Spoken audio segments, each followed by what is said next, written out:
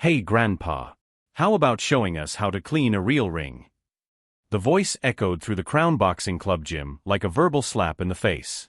Tyler the Titan Brooks, 28, undefeated state middleweight champion, stood in the center of the ring surrounded by his 6 sparring partners, all laughing at the cruel joke as they pointed at the 68-year-old black man methodically scrubbing the gym floor. The old man didn't look up. He continued wiping the floor with slow, deliberate movements, as if he hadn't heard anything. But his hands, large hands with strangely deformed knuckles and scars that told stories no one there knew, gripped the mop handle tightly enough to make the wood creak. "I think he's deaf," scoffed one of the sparring partners, a muscular young man named Kevin. "Or maybe he's just too dumb to understand when he's being called." Raymond Cole was 68 years old and had been working as a janitor at that gym for exactly 3 weeks. His hunched shoulders and completely white hair gave the impression of fragility, of someone whom life had bent under the weight of the years. But there was something in his eyes, a depth, a stillness that seemed to absorb everything around him, that any experienced fighter would recognize as dangerous. "Sir," said a firm female voice from across the gym, "please ignore these idiots and continue your work." Everyone turned to see who had spoken. Jessica Park, 24, was the only woman in the gym and one of the few college students who trained there. A sports journalism major, she had spent the last 6 months documenting boxing culture for her final graduation project. And what she was witnessing at that moment was gold for her research on toxic behavior in combat sports. "Oh look," Tyler jumped out of the ring ropes with the arrogant grace of someone who had never faced a real defeat. "The boxing feminist wants to give a lecture on morality again. Jessica, dear, this is a fighter's gym, not a college debate club." "Boxing feminist," she repeated with a sarcastic smile, as she discreetly turned on the recording function on her cell phone. "Is that the best insult your pea-sized brain could come up with, Tyler?" The laughter that followed was tense. No one there was used to seeing anyone confront Tyler Brooks so directly. He was not only the best fighter in the gym, but also the owner's son, which meant his words were practically law in there. What none of them knew was that Raymond Cole wasn't just a janitor. 44 years earlier, he had been Raymond Silent Thunder Cole, world heavyweight boxing champion, title holder for 3 consecutive years before a tragedy that destroyed his career, his family, and almost his life. A tragedy that began exactly as this scene was beginning now, with arrogance, provocation, and a young fighter who couldn't recognize a true predator when he was standing right in front of him. Tyler walked up to Raymond, his body defined and covered in sweat from intense training. He stopped less than a meter away from the elderly man and crossed his arms, his muscles contracting theatrically. "You know, Grandpa, I was thinking. You've been working here for a few weeks, and I've never seen you in the ring. I bet you've never thrown a punch in your life, have you?" Raymond finally stopped scrubbing the floor. Slowly, very slowly, he straightened up. When his eyes met Tyler's, there was a moment, brief but unmistakable, when the young champion felt something cold run down his spine. Something primitive, a survival instinct screaming that he had just awakened something that should have remained dormant. "I've thrown a few punches," Raymond replied calmly, his voice hoarse like gravel being dragged across the ground.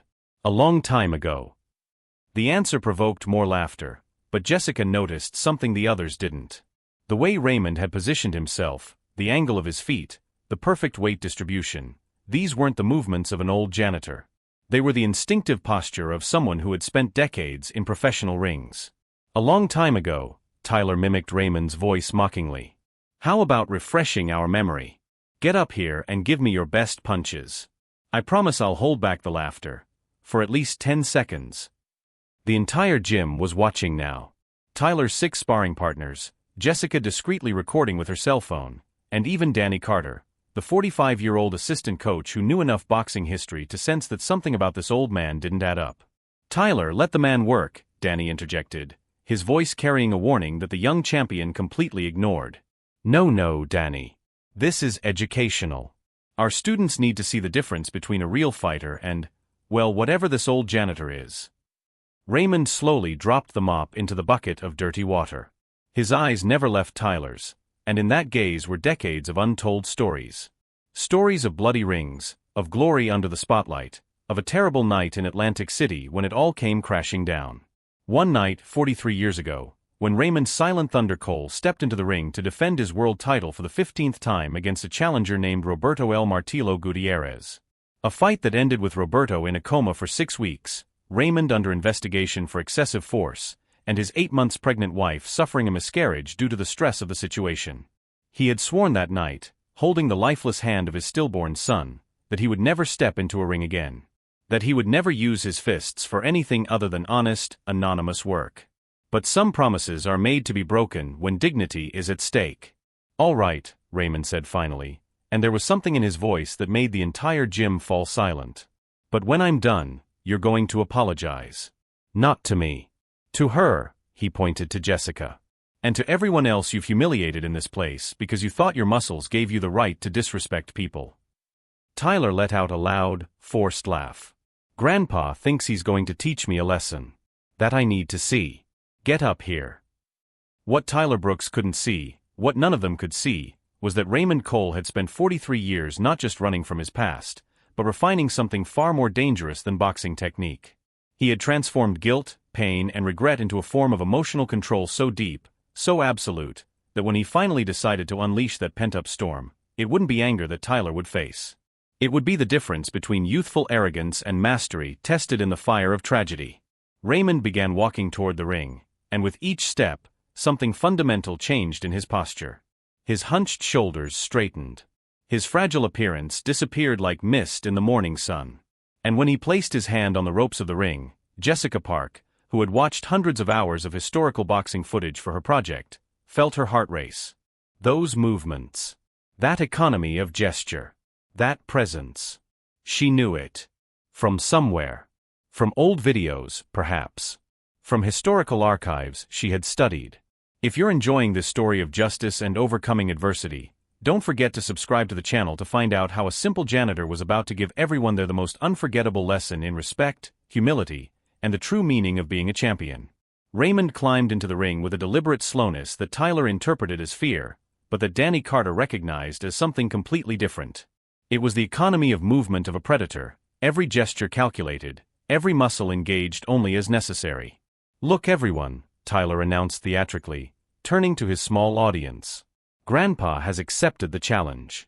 Someone call 911 now, because we're going to need an ambulance in a minute." Laughter echoed around the gym, but Jessica noticed that Danny wasn't laughing. The assistant coach had moved closer to the ring, his narrowed eyes studying Raymond's every movement with an intensity that suggested recognition, or at least suspicion. "Tyler," Danny called, his voice carrying a warning tone that the young champion completely ignored. "Maybe you should stop that. We don't have insurance for that kind of—" "Relax, Danny. I'll go easy on the old man. We don't want him to break a hip, do we?" Raymond stood in the center of the ring, his arms hanging loosely at his sides. He didn't assume a defensive stance, didn't raise his fists, didn't do anything at all that suggested he was preparing to fight. And it was precisely this lack of preparation that made Jessica's heart race even faster. She had studied combat psychology for her project. She knew there were two types of fighters who didn't take a guard, the completely inexperienced and the absolutely lethal. And something in Raymond's calm gaze strongly suggested that he was not the former. "How about we do it this way?" Tyler proposed, his confidence overflowing in every word. 3 one-minute rounds. "If you can hit me once, just once, I'll pay you double your salary this month. But when I knock you out, you quit and never come back here again. Deal?" Raymond remained silent for several long seconds, his dark eyes studying Tyler with the patience of someone who had seen 1,000 versions of that same kind of youthful arrogance. Finally he spoke, and his voice carried a weight that silenced the entire gym. "You don't want to do this, son." The word son came out with such natural authority, such inherent dignity, that for a brief moment Tyler felt as if he really were a child being admonished by a father. The feeling irritated him deeply. "Don't call me son, old man. I'm not yours." "You're right," Raymond agreed calmly. "Because if I were, I would have taught you that respect is not earned with muscles or titles. It is earned with character." The response provoked a tense silence. Kevin, one of the sparring partners, stepped forward, clearly ready to defend his leader, but Tyler stopped him with a gesture. "You know what, Grandpa? I've changed my mind. I'm not going to take it easy on you. You want to teach me a lesson? Then let's see how you teach that lesson with a broken nose." It was Danny who intervened again, this time more urgently. "Tyler, this is crazy. The man is 68 years old. If you hurt him, your father will. My father will what, Danny? Congratulate me for defending the gym's reputation? This old man agreed to come up here. Now he has to deal with the consequences. Jessica felt a knot in her stomach. She had documented toxic behavior before, but never anything so explicitly cruel, so clearly premeditated. Her hand tightened around her cell phone, making sure every second was being recorded. What she didn't know was that 43 years earlier, in a gym very similar to the one in Chicago, a young Raymond Cole had been provoked in exactly the same way by a veteran fighter who couldn't accept that a 17-year-old black kid was about to steal his place on the Olympic team. That provocation had ended with the veteran hospitalized for 3 weeks and Raymond expelled from the Olympic program for inappropriate violent conduct. It was his first lesson in how the system punished the response to injustice, but never the injustice itself. "All right," Raymond finally said, and for the first time, he raised his hands. Not in a classic boxing guard, but in a strangely open, almost casual stance that somehow seemed infinitely more threatening. Tyler assumed his best fighting stance, bouncing slightly on his feet, muscles tense and ready.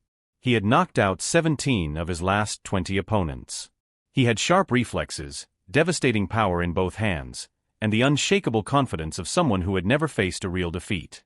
What he didn't have was experience against someone who had fought when the rules were different, when boxing was more brutal, when fighters didn't have the protection of modern regulations and strict medical supervision. "Are you just going to stand there, or are you going to try something, old man?" Raymond didn't respond. He simply stood there, motionless as a statue, his eyes fixed on Tyler with an intensity that was beginning to make the young champion uncomfortable. That's when Tyler made his first real mistake.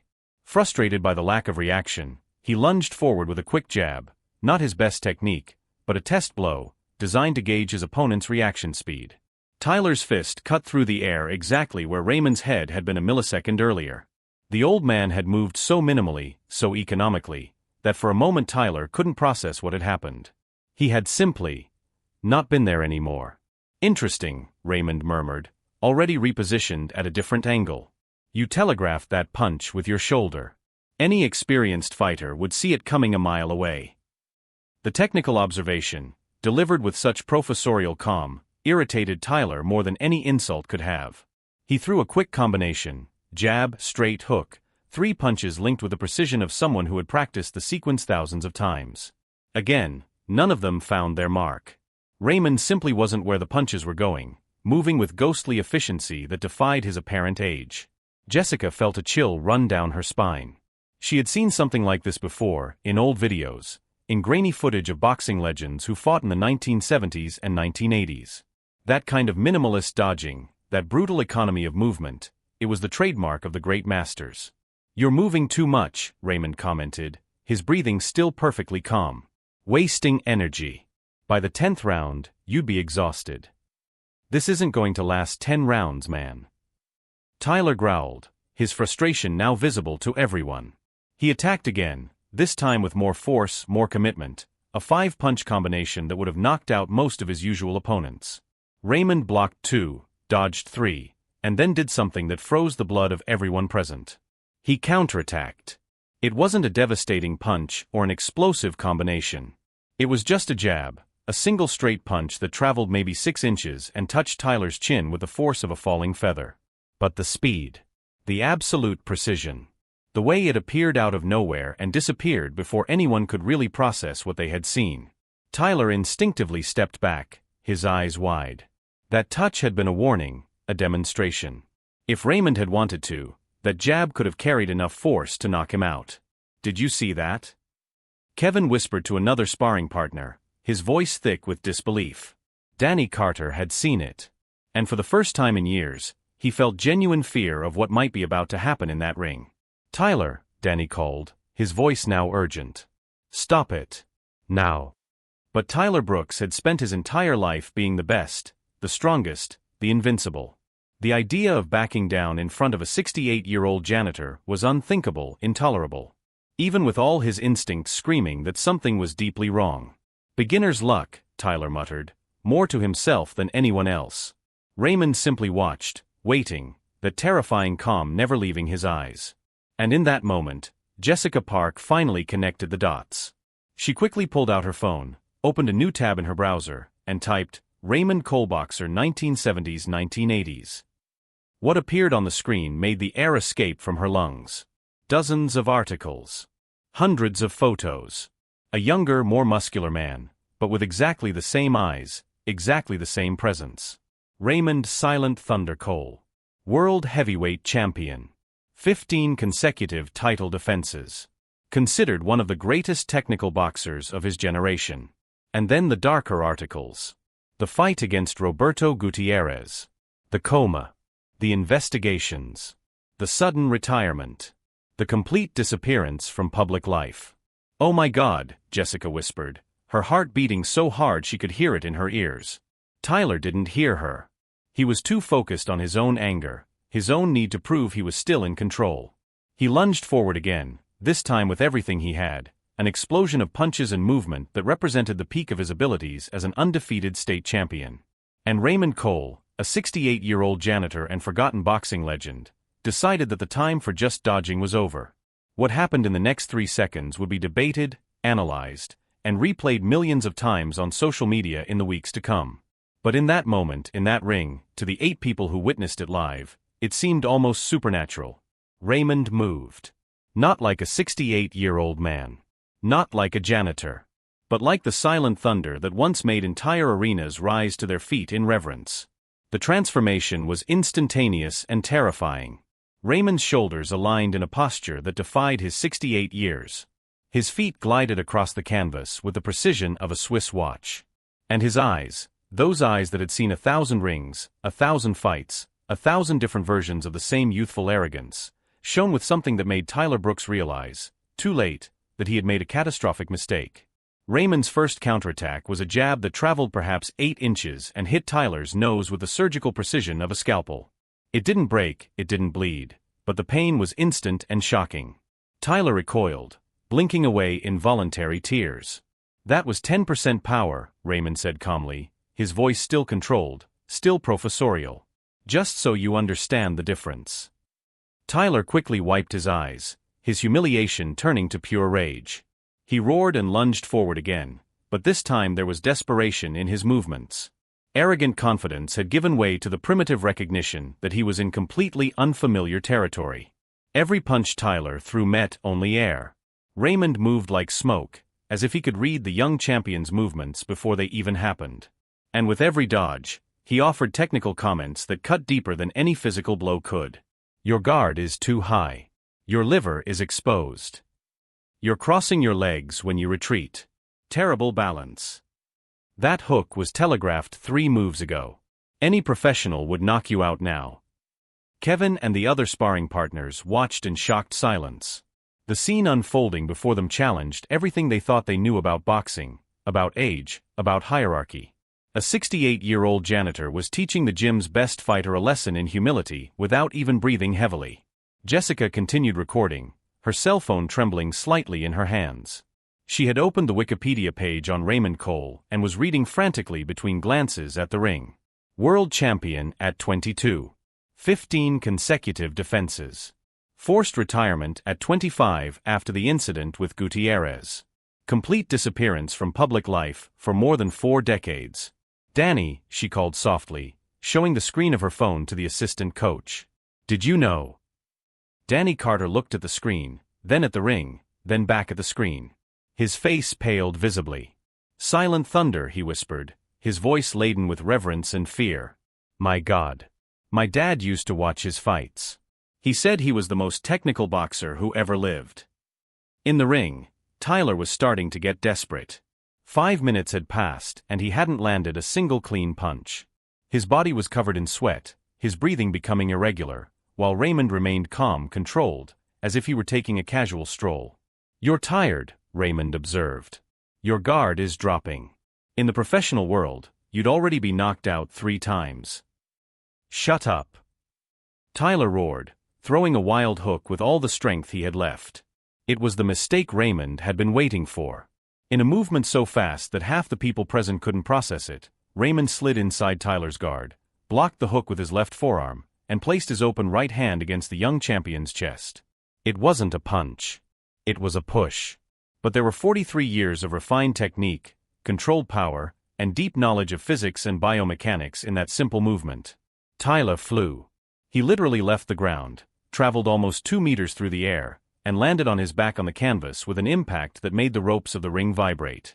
The air escaped from his lungs in a sound that was half groan, half utter surprise. The silence that followed was deafening. Raymond stood still, his hands still extended in the pushing position, his breathing still perfectly controlled. He wasn't celebrating. He wasn't smiling. If anything, he looked deeply sad. "Get up," Raymond said calmly. "Please. It doesn't have to be this way." Tyler rolled onto his side, coughing, trying to catch his breath. His eyes were wide, not from physical pain, but from something much worse, the complete collapse of his self-image. His entire identity was built on being invincible, being the best, being the one who humiliated others, never the humiliated. And now, in front of his students, his team, everyone, he was on the floor, put there by a janitor who hadn't even used his fists. "I told you to stop," Danny muttered, but there was no satisfaction in his voice. Only sadness for the brutal lesson Tyler was learning. Jessica slowly lowered her phone, her journalist's mind in conflict with her humanity. What she had recorded was journalistic gold, clear evidence of toxic behavior being confronted, a story of poetic justice that would go viral instantly. But it was also the public destruction of someone's identity, however much he deserved it. Tyler finally managed to sit up, his hand on his chest where Raymond had pushed him. There was no mark, no bruise, but he could feel the echo of that controlled power reverberating in his bones. Who are you?" Tyler managed to ask, his voice hoarse.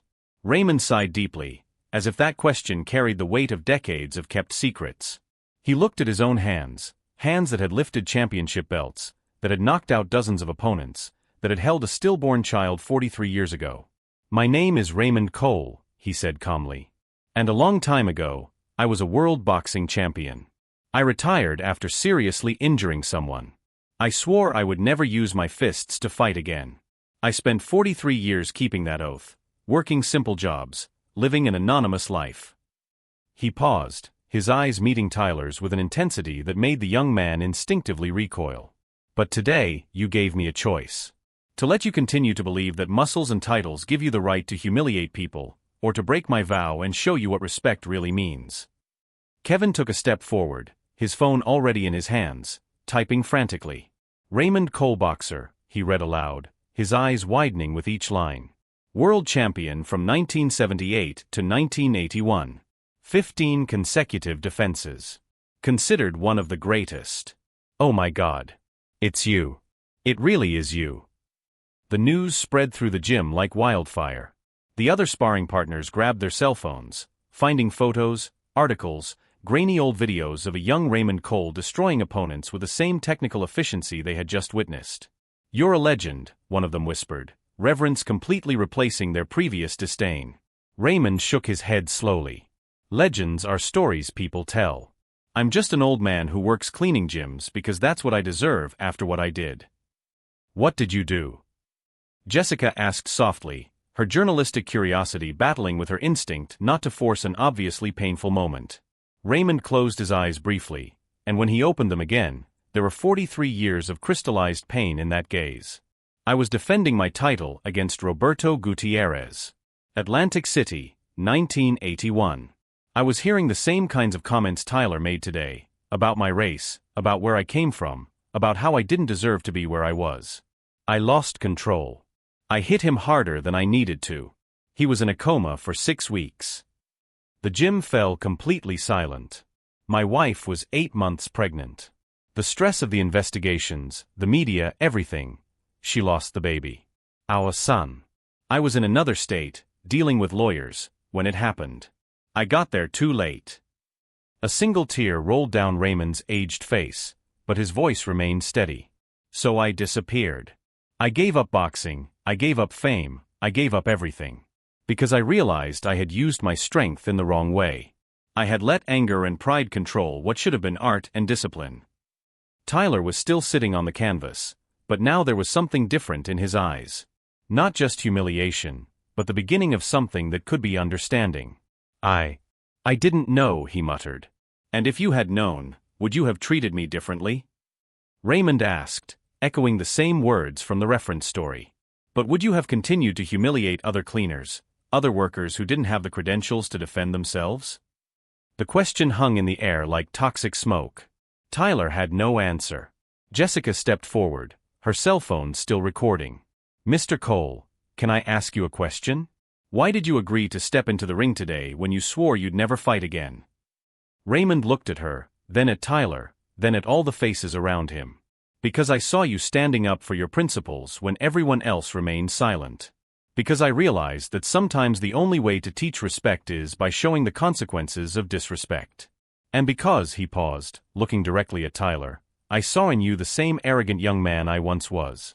And if no one shows you where that path leads, you're going to hurt someone badly one day. Physically or emotionally.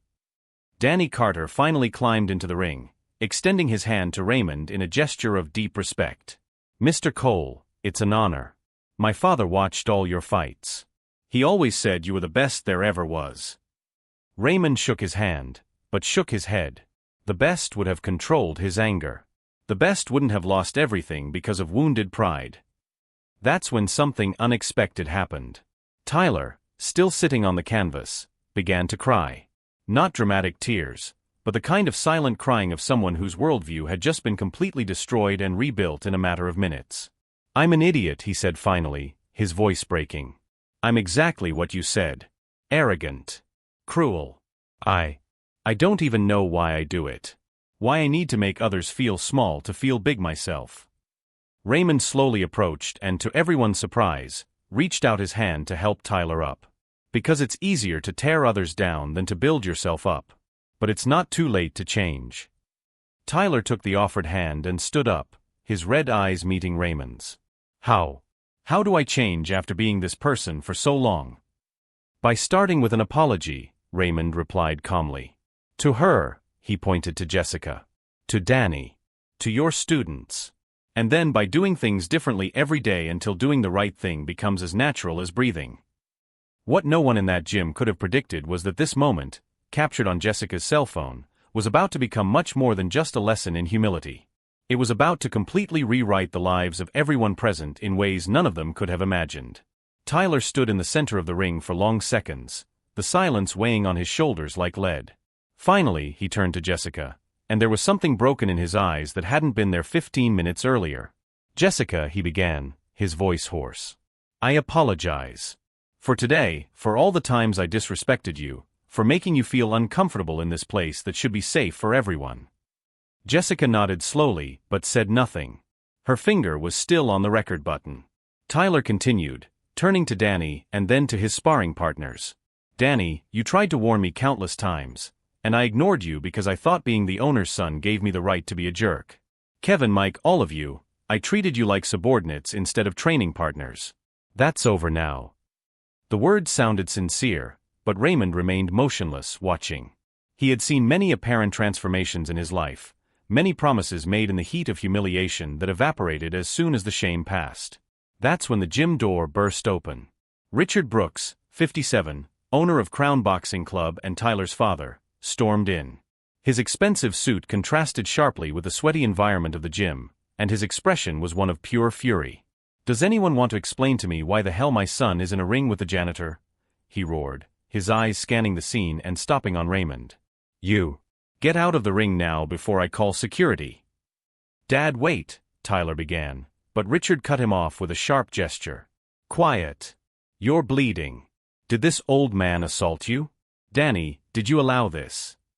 Danny stepped forward, but it was Raymond who spoke, his calm voice cutting through Richard's anger like a blade. Your son challenged me to a sparring match, Mr. Brooks. I accepted. No one was assaulted. It was merely an educational demonstration. Richard turned to Raymond with a look of pure disdain. Demonstration? You're a janitor. Your job is to scrub floors, not lay your hands on my son. You're fired. Get your things and leave. The entire gym froze.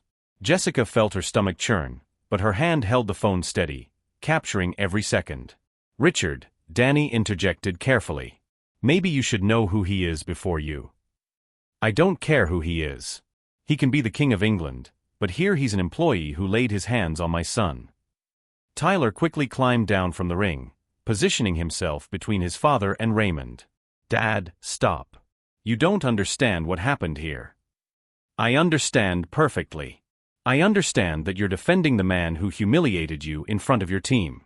What kind of champion do you think you are?" "He didn't humiliate me, Dad. He taught me." Richard let out a bitter, humorless laugh. "Taught you? Taught you what?" "How to lose." It was Jessica who took the next step, holding up her cell phone so Richard could see the screen. "Mr. Brooks, maybe you should see this before you continue."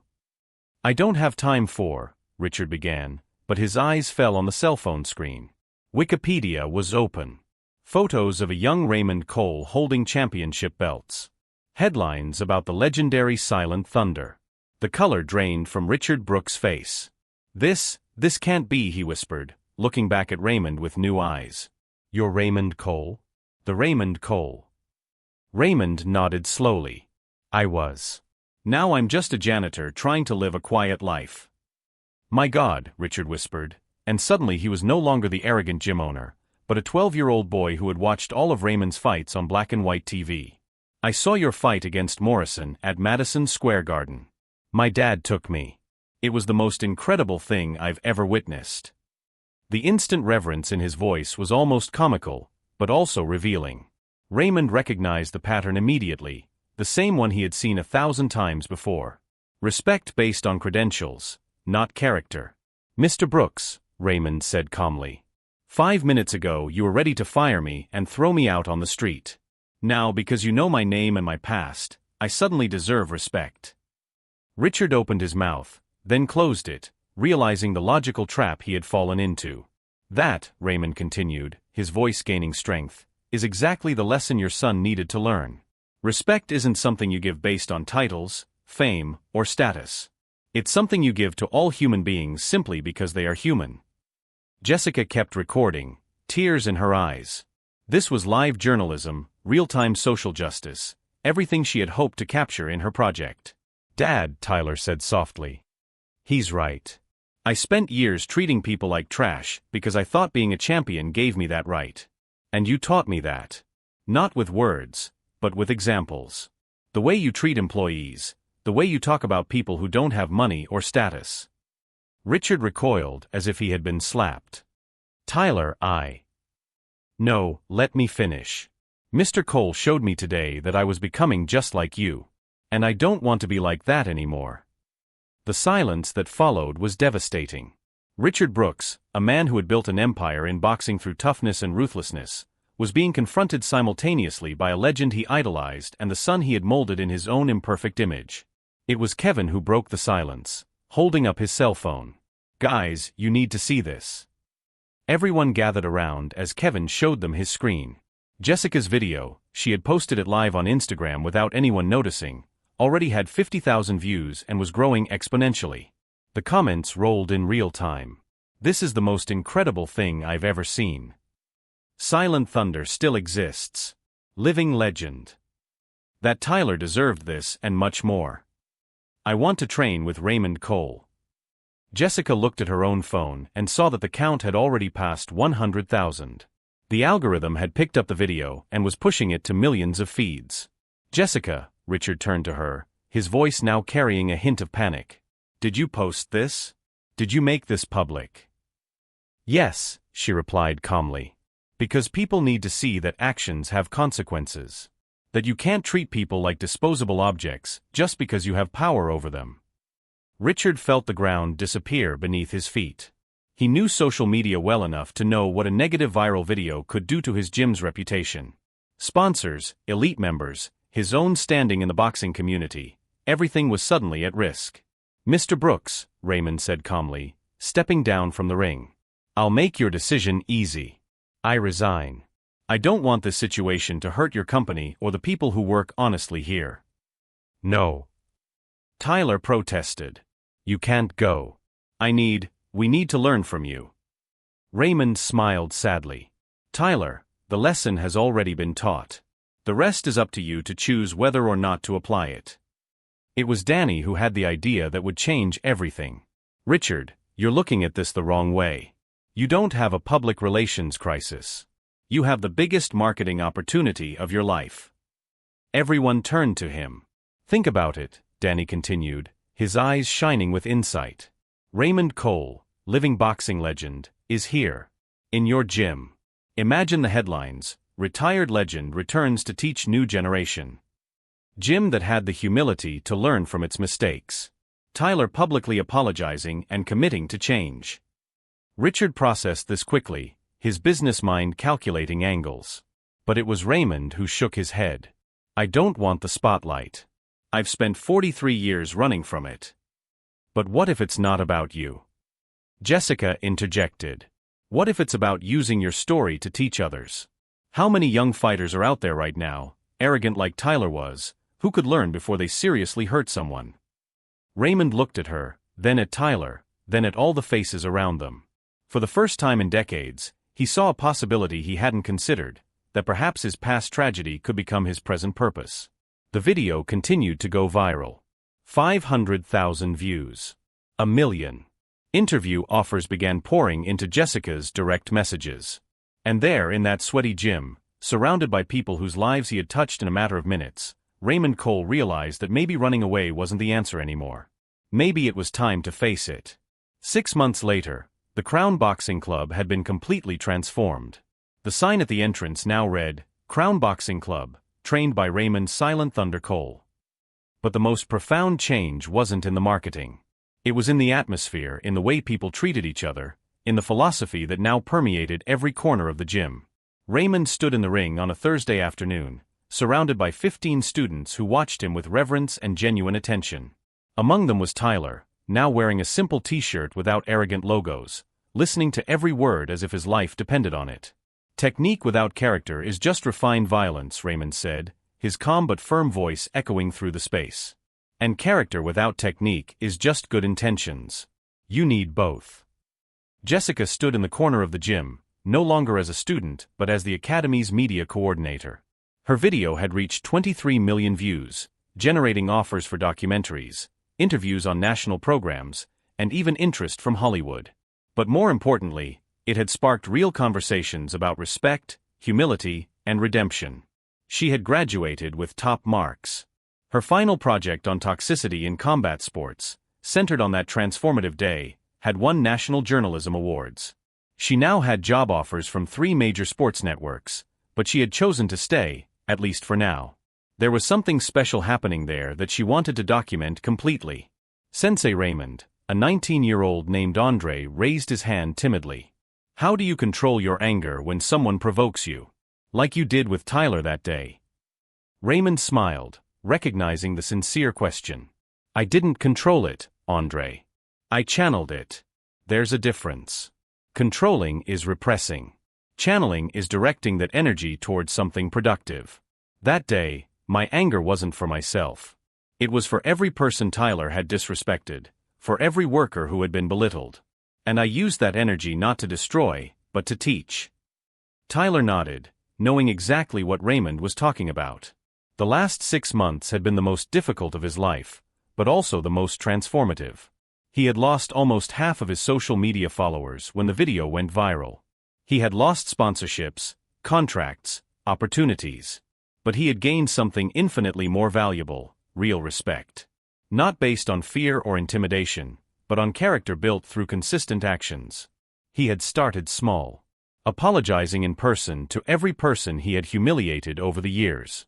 Some accepted, some didn't. He learned to live with both outcomes. Then came the actions. He instituted a zero-tolerance policy for bullying at the gym. He created a scholarship program for young people from underprivileged communities. And most importantly, he began training not to dominate, but to elevate. His next fight for the state title was scheduled for 3 weeks from now. The odds were against him. Analysts said he had softened, that he had lost that winner's hunger. Tyler didn't care. He knew something they didn't, that fighting with purpose was infinitely more powerful than fighting for ego. Richard Brooks watched from his second-floor office, a cup of coffee cooling in his hands. His son's transformation had been a cruel mirror of his own failings. But unlike many men his age, he had chosen to look into that mirror and change. He had sold 40% of the gym to Raymond, making him an official partner. He had implemented fair wages for all employees. He had started going to therapy to deal with his own issues of control and elitism. It wasn't easy. Some wealthy members canceled their memberships, offended by the gym's new direction. But for everyone who left, 3 new ones joined, genuine people who wanted to learn boxing as a life discipline, not as a tool of domination. The gym was more profitable than ever. But more importantly, it was a place where people really wanted to be. Danny Carter had become the head coach, working side by side with Raymond. Together, they were developing a training methodology that combined elite technique with character development. Other gyms were beginning to copy the model. A movement was born. And it all started with a 68-year-old janitor who refused to remain invisible when dignity was at stake. "Class is over," Raymond announced, and the students dispersed to their individual workouts. Tyler approached, a towel around his neck. "Sensei, can I ask you a personal question?" Raymond nodded. "Have you been able to forgive yourself? For what happened to Roberto Gutierrez? For your son?" The question hung in the air like smoke. Raymond was silent for long seconds, his eyes distant. "Not completely," he finally admitted. "But I've learned that forgiveness isn't a destination. It's a journey. Every day I wake up and choose to do better. To use what I learned from my tragedy to prevent others from making the same mistakes. And that has to be enough." Tyler nodded, understanding deeply. "Thank you. For everything. For not giving up on me when I was an arrogant jerk." Raymond smiled. "I didn't give up on you because I saw in you what others saw in me when I was young and stupid. Potential. The question was never whether you had talent. It was whether you would have the courage to be more than your talent." That night, Jessica posted her latest update on the story. A 6-month video of transformation, skillfully edited, showing the entire journey. Tyler apologizing. The gym changing. Raymond slowly opening up about his past. Young fighters learning that real strength comes from character. The video ended with Raymond in the ring, surrounded by students of all races, genders, and socioeconomic backgrounds, all listening intently as he shared the final lesson. You will encounter people who will try to make you feel small. You will encounter arrogance, prejudice, injustice. And when that happens, you will have a choice. You can respond with more violence, more anger, perpetuating the cycle. Or you can do what is infinitely more difficult, respond with dignity, controlled strength, and the firm conviction that respect is not demanded. It is earned. The video was viewed 40 million times in the first 48 hours. 3 weeks later, Tyler stepped into the ring for his state title fight. The gym was packed, but not with fans who came to see violence. These were people who had followed his journey of redemption and wanted to witness the next chapter. Raymond was in his corner, along with Danny. Richard was in the audience, sitting next to Jessica. And scattered throughout the gym were hundreds of students from the Crown Boxing Club, wearing t-shirts that read "Strength with Character." Tyler fought differently that night.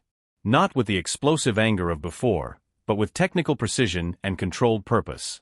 In the 8th round, he knocked out his opponent with a perfectly executed hook that Raymond had personally taught him. But what happened next was what really mattered. Before the referee could raise his hand in victory, Tyler rushed to help his opponent to his feet, making sure he was okay, showing the same respect he now understood to be fundamental. The crowd erupted not only in celebration of the victory, but in recognition of the complete transformation. That night, as the gym emptied, Raymond stood alone in the ring for a few moments. He looked at his hands that had caused pain, that had held loss, that had scrubbed floors for decades trying to atone for past sins. But now, finally, they were hands that were building something new. Not erasing the past, but transforming it into purpose. His cell phone vibrated. A message from an unknown number. "Mr. Cole, this is Roberto Gutierrez Jr. I saw the videos. My father woke up from his coma, lived another 30 years, and always said he didn't blame you. He passed away peacefully in 2011. I thought you should know. He would be proud of what you are doing now." Raymond read the message 3 times, silent tears streaming down his face. 43 years of carrying guilt that he may never have needed to carry alone. 43 years running from redemption that was always available if he only had the courage to reach for it. He looked around the gym, the walls covered with photos of students, the well-maintained equipment, the ring where miracles happened every day. Not miracles of spectacular knockouts, but miracles of human transformation. Jessica appeared at the door, camera in hand. "Sensei Raymond, do you have a minute for one last question?" He nodded, smiling.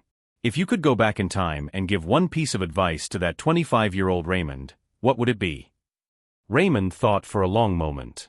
"I would say, your failures don't define you. How you respond to them does. And that it's never too late to turn your greatest shame into your most powerful purpose." He tried to destroy an elderly janitor, but ended up destroying himself. Raymond learned that true revenge is not retaliating for the harm done to you, it's achieving a peace your enemies could never imagine.